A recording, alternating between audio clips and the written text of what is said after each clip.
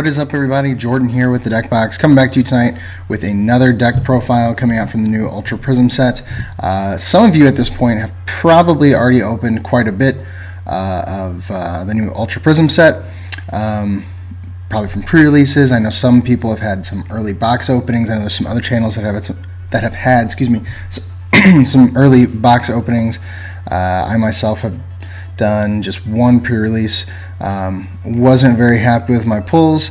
I didn't have any more time to go to any other pre-releases, and I was kind of happy that I didn't, because I've already done a lot of pre-ordering for it, so I don't want to go waste money on cards that I'm going to get anyway. So from that set, we have a brand new deck where much of the core is, it's brand new. Most of it is from this set, from Ultra Prism. Some of you have probably already pulled some of the cards for this deck. If you have, then one, congratulations, and two, you need to try and build this deck. It's a solid deck, does really, really well. To me, it runs similar to like a Vika Bulu deck, where you have this big basic that takes big knockouts, where it has a little bit of stage 2 support. The differences, I guess, that I would see is it's a lot different energy acceleration. I say a little bit of different energy acceleration, and it hits for just a lot harder numbers. It can one-shot anything, so that's why I think it's a little bit better, but we'll see how it goes. The other difference is, though, while Vika Bulu has no weakness on their Tapu Bulus, this one does have weakness, so that's kind of the downside. But, take the good with the bad. But anyway, we're going to hop right into this list. I'm going to show you why I think it's so great, and I'll let you know how it's been doing for me in testing. So first of all, we're going to start off. We do have our Pokemon lines. This is a DUSK MANE Necrozma deck. DUSK MANE Necrozma being the main attacker on that left-hand side there. And let me just read to you what it does. I want to make sure I get this right. So, DUSK MANE Necrozma GX. It's Metal Pokemon, basic, 190 HP. The first attack, Claw Slash, it does 60 damage for 3 colorless. Nothing special there, just a little start-off attack. The second attack is what you're really going to want to focus on, though. For 3 metal and 1 colorless, Meteor Tempest, 220 damage, discard 3 energy from this Pokemon. So that is just insanely ridiculous. For an attack that's not a GX attack, to do a base damage of 220 is just insane. And if you're doing math, you add a Choice Bane, you're doing 250, you're knocking out everything. So Galio's, Metagross, Decidueye, all those big stage 2 Pokemon that normally we couldn't hit, we now can do that with a basic Pokemon with 4 energy attached. Now I know 4 energy sounds like a lot, but we're going to get to how we accelerate that. And of course, losing 3 energy sounds like quite a bit. But again, we'll get to how we recoup those a little bit later, and why it still remains an awesome attack. The GX attack, Eclipse Sun GX, 250 damage. This attack can only be used if you have more prize cards remaining than your opponent.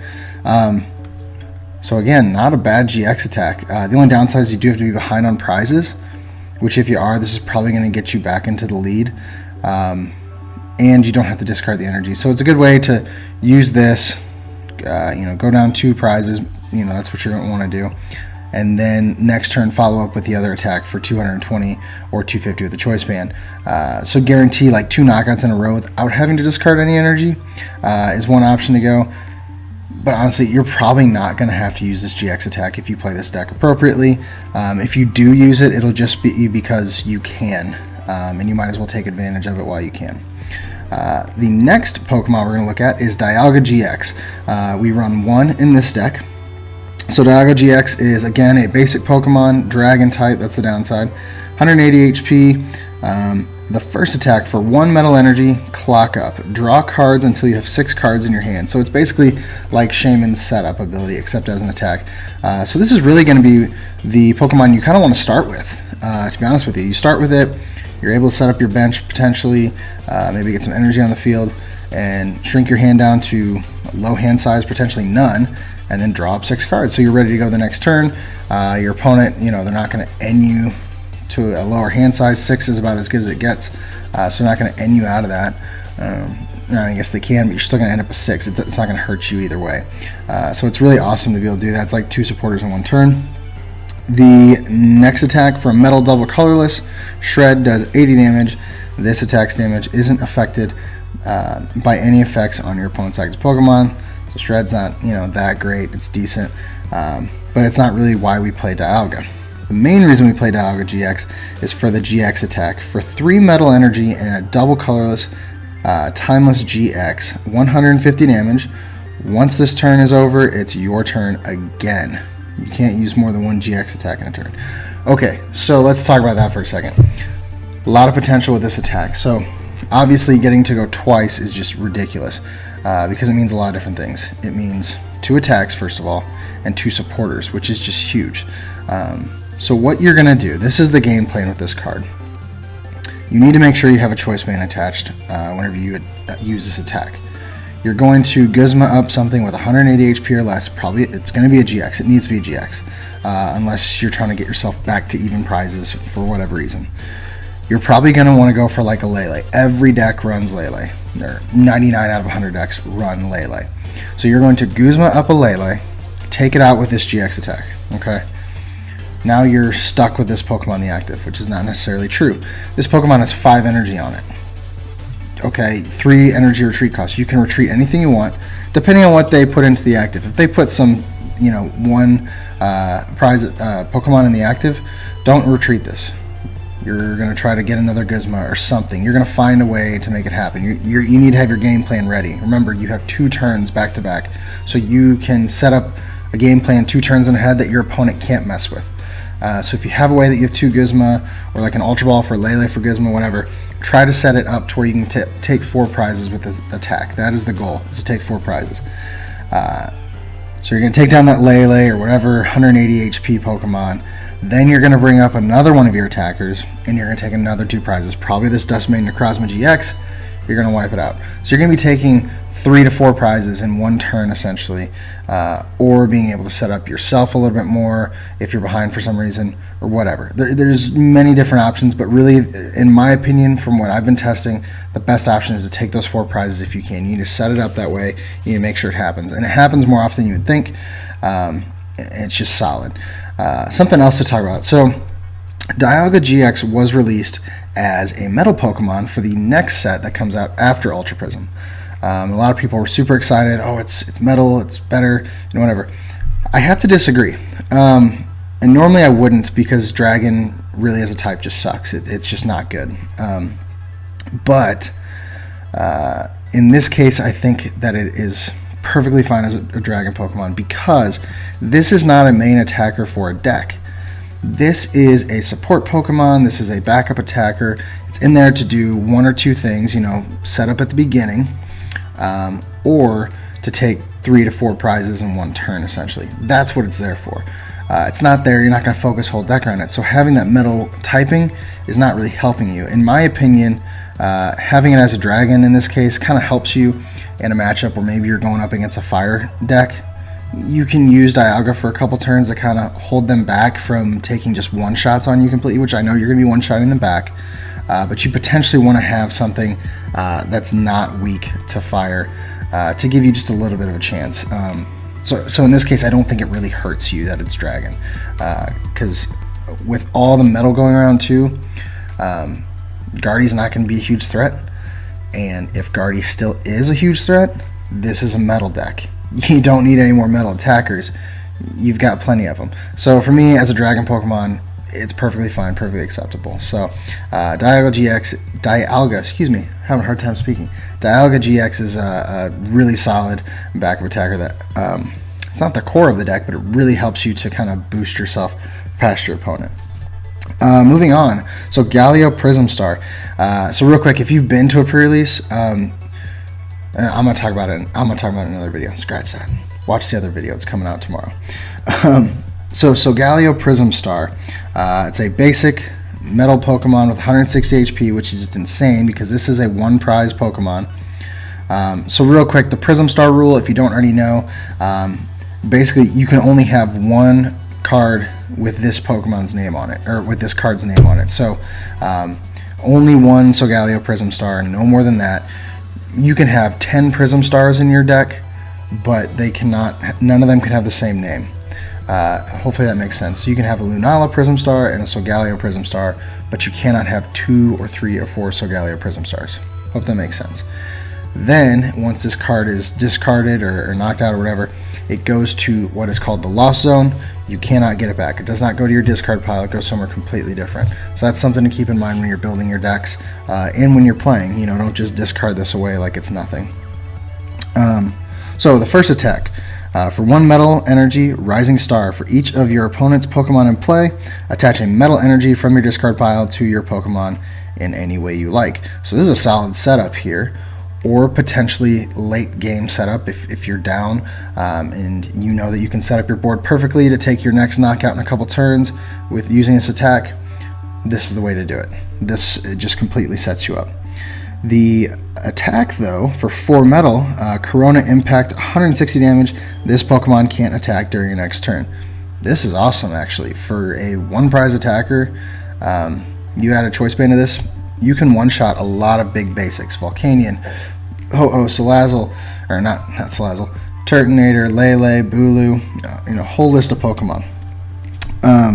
So really, there's 2 reasons to play this card. One, for that first attack to kind of set things up or potentially bring things back near the end of your game, or to take really big knockouts with a 1-prize attacker, which is kind of the main, not the main thing. Main thing is the setup, and then the attack is just kind of a bonus. It really just depends on your situation. Plus, it's always nice to have a Pokemon in your deck that is not a GX or EX, so it can attack things like Hoopa and Ninetales. Next, this is the support for the deck. So we run a 202 Magnezone line. I want to talk about a couple things here. So first of all, I'll talk about what Magnezone does, and then we will talk about Magnemite and my choice there. So Magnezone is it's not a new concept. They did this before in Breakthrough with the Electric Magnezone. I believe it only had 140 HP, but basically you were able to attach as many lightning energy as you wanted from your hand to any of your Pokemon in play. And so, surprisingly enough, Magnezone from Ultra Prism has the ability Magnetic Circuit. As often as you like during your turn, before you attack, you may attach a metal energy from your hand to one of your Pokemon. That is the main reason we play Magnezone. We are trying to set up these huge metal attackers that take so much energy as quickly as possible, and with the support we can do that. This is kind of like the Vikavolt to a Tapu Bulu. It's there to get the energy going and to set things up quickly. It also has a decent attack. Again, if you want a solid 1-prize attacker, Magnezone can help you out in certain situations depending on how tight of a spot you're in. But for 3 metal energy and a colorless energy, Zap Cannon, 130 damage. During your next turn, this Pokemon can't use Zap Cannon. Not great, not terrible. Like I said, if you need a non-EX or non-GX Pokemon, this is the way to do it, and do it pretty efficiently. So now we're going to talk about the Magnemite choice. So there were 2 new Magnemites that came out in Ultra Prism. One was meh, really lackluster, nothing special. The other one has this ability where they can't be attacked if they're on the bench. No damage can be done to them, which is pretty solid. I know a lot of people are talking about it, and that's kind of their choice because of things like Glaceon. However, for me, I still like the Breakthrough Magnemite. Excuse me, sorry, getting over a sickness. I still like the Breakthrough Magnemite because I really want to start with the right Pokemon in the active position. And so this one has the ability Sparkling Induction. As long as this Pokemon is your active Pokemon, its retreat cost is 1 energy less for each Magnemite on your bench. We do run 2 of these. So the goal is, if I start with a Magnemite in the active, I should be able to get my Bridget, and I can set up my bench, put out another Magnemite, which I'm going to want to have 2 out anyway, just in case one gets knocked out, so I can set up my Magnezone. And then I'll put something in the active like Dialga, so that I can use Clock Up to build up my hand again, or another attacker, whatever the case is. So my reasoning for playing this Magnemite, it's just worked a little bit better for me. Something that really messes me up in a game is if I start with the wrong Pokemon in the active position, and I feel like this is a little bit more appropriate of a choice. On top of that, I mean, people's reasoning is Glaceon, and honestly, Glaceon isn't a huge threat because this is a metal deck. So we're going to be one-shotting it anyway. Once we get things set up, they're not going to be able to stop us. So that's kind of my reasoning behind it. and like I said, I think it works a little bit better, but I'm going to continue to test both options just to be sure. Then moving on, this is kind of an additional support Pokemon that I wanted to try out and see how it worked with this, and so far so good. So we run a 201 Solgaleo GX line. If you don't know what Solgaleo does, has Ultra Road, the ability once during your turn before you attack, you may switch your active Pokemon with one of your bench Pokemon. So at any given point, I can choose my attacker. And this card alone may make it, not a good reason to play the other Magnemite. However, the other Magnemite switching out is for the beginning. This Solgaleo is for any point in the game, and it's for any Pokemon at any time. It really helps because we do have large retreat costs with these Pokemon. We don't always want to give up the energy because we don't always have a way to get it back. And even if we do, we sometimes have to give up a turn to do that. So we're trying to make it as efficient as possible and choose our attackers wisely. We keep things alive longer. And there are times where we can use a 1-prize attacker to do what a 2-prizer can do, so we're not going to waste the 2-prizer, if that makes sense. I hope that made sense. On top of that, it has 2 solid attacks. Sunsteel Strike does 230 damage. Discard all energy from this Pokemon. 230 damage, I mean, it's going to take out pretty much everything. Choice Band takes out everything. So again, another decent attacker. And the reason that the line is so thin is because this is not absolutely crucial to the deck.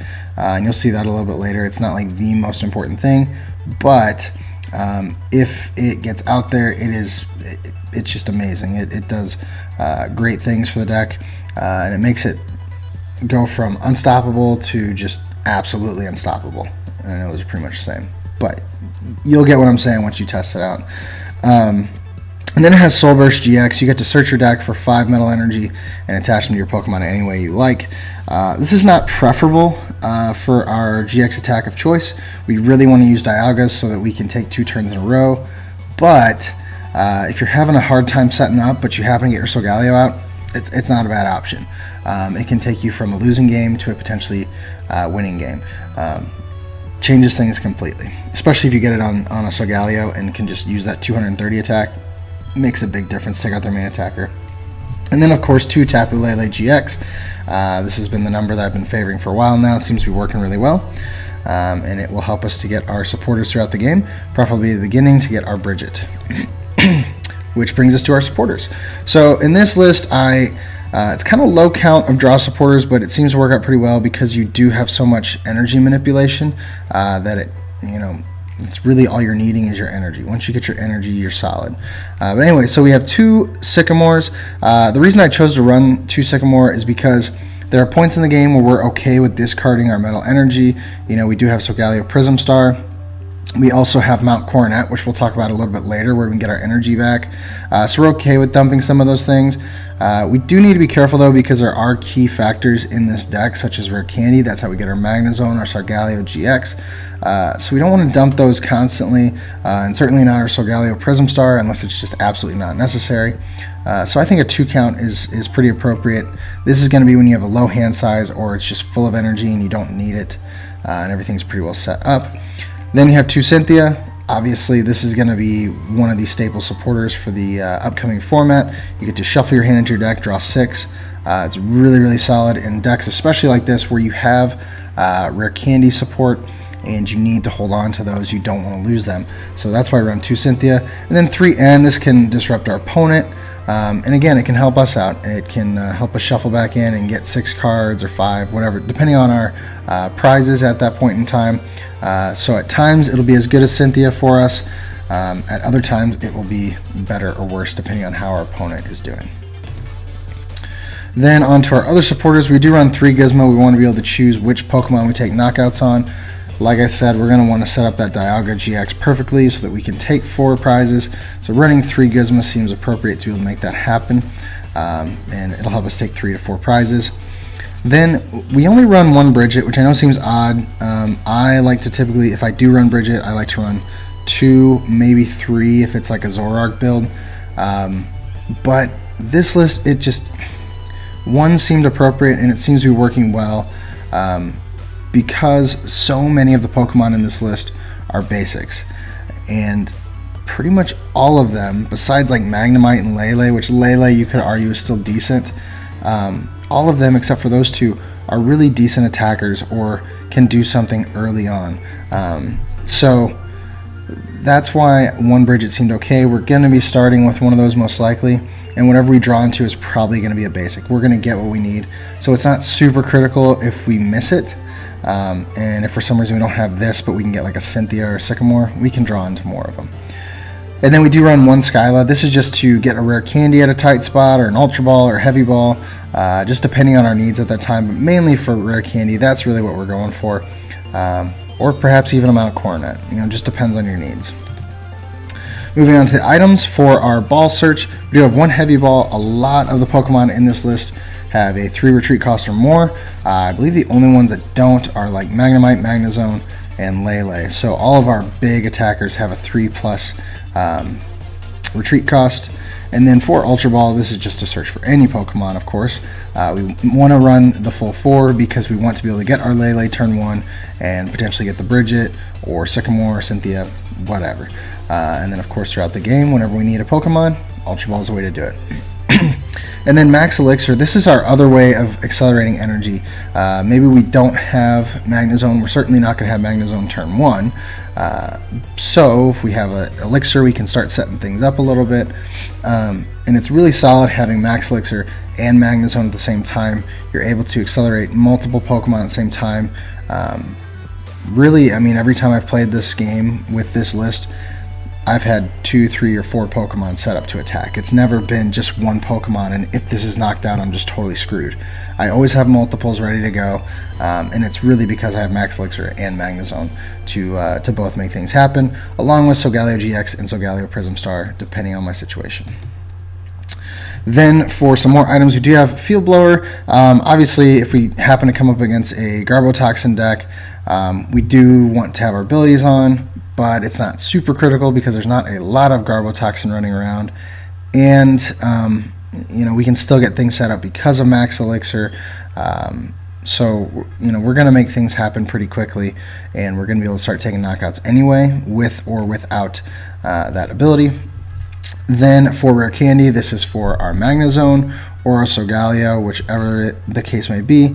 And then obviously what's great is after we've got one or both of those set up, we can start dumping rare candies easily with Ultra Ball or Sycamore, so it's not as major. Then we do have one Rescue Stretcher, just to get back any Pokemon we need. Mainly we're going to be trying to get back support Pokemon like Magnezone or even attackers, but typically we don't run out of attackers that quickly. It's more those support Pokemon that people are going to go for early to try to get easy prizes on, and we need ways to get those back. Then, okay, so this next card is, I would say, a spicy card. This, again, is credit to my friend Matt. It goes to League with Erica and I. He helped me with another list, our Garchomp Lucario list, and he always seems to have the spice to add to things. But he mentioned Energy Reset, and I have to say, it's quite brilliant, especially paired with Max Potion. So, obviously, this list is about energy acceleration. We use we use Max Elixir to set things up. We use Max Potion Magnezone to set up the energy. But what do we do with it whenever we, need to use a different attacker and we don't have the right one set up? Or, better yet, this was his reasoning behind it. He said, once you use Dialga, you're kind of done with it. You have no reason to have 5 energy on Dialga. It's just no purpose. You're done with that Pokemon at that stage. So 5 of your 11 energy are just gone on one Pokemon. So he said, why don't we use Dialga, use an energy reset, we get it all back into our hands, bring up whatever attacker we want, and then attach those onto that attacker to do whatever attack we want. And I thought about it for a minute. I was like, oh yeah, let's try it. This card is freaking amazing. Like, it's just, we're all testing against each other. We know the card is in there, but we still never expect it to just drop out and just totally ruin our day. But that's exactly what it does. On top of that, I know we run Mount Coronet where we can get 2 energy back, but sometimes 2 energy isn't always enough. So using Energy Reset and then a Max Potion to preserve that energy and then attach it back is just really great. That combo really pairs nicely together, so you can use what's in your hand and then your Mount Coronet as well to set up multiple Pokemon. It just kind of gives you an edge, and again, it's something I don't think your opponent would expect. It's kind of a very odd card that most people don't see nowadays. In fact, I didn't even think I had a copy of it. Turns out I had one, and it's perfect for this list. So yeah, definitely an inclusion that I don't think you'll see a lot of, but from experience, from testing, I really enjoy the card. It really spices things up a bit. And then Max Potion, I mean, we have some tanky Pokemon in this list, so it just makes sense. And then, like I said, paired with Energy Reset and all the energy acceleration we have, Max Potion just makes sense. We're not losing anything by discarding energy. We're able to get them back, or we're able to use Energy Reset to preserve those. Last, moving on to our tools and stadiums. On the left-hand side, we do have Mount Coronet. This just allows you to go into your discard pile once a turn and draw 2 metal Pokemon from your discard pile. So you know how DUSK MANE Necrozma, you discard 3 metal energy to use that attack. You just get 2 back from your discard pile. Hopefully you have one in your hand to attach, and you're ready to go. Again, we're not always going to have energy in our hand. That's another reason for Energy Reset. That's another reason for Max Elixir, you know, whatever. There's lots of different reasons that we play the things we play, and they all kind of sync up perfectly together. And Mount Coronet is no exception. It's a really, really solid card. I'm finding that 3 is an appropriate number because typically when you use Mount Coronet to get energy back, you're going to take a knockout with this deck. I mean, your weakest attacker hits 180 with a choice band, and of course I'm talking about Dialga in that case, but your normal main attacker is hitting 220 without a choice band. So if you're using Mount Coronet to get energy back in your hand, it's probably to set up a Pokemon, and it's probably to take a knockout. So 3 seemed appropriate. You're not going to have that many blown away. When you play this down, you need to be using it. So yeah, great inclusion, and like I said, I think the count is perfect. And then 2 choice band. This is for a few reasons. One, to use Dialga's GX attack to get the solid 180 to take a 2 prize Pokemon down.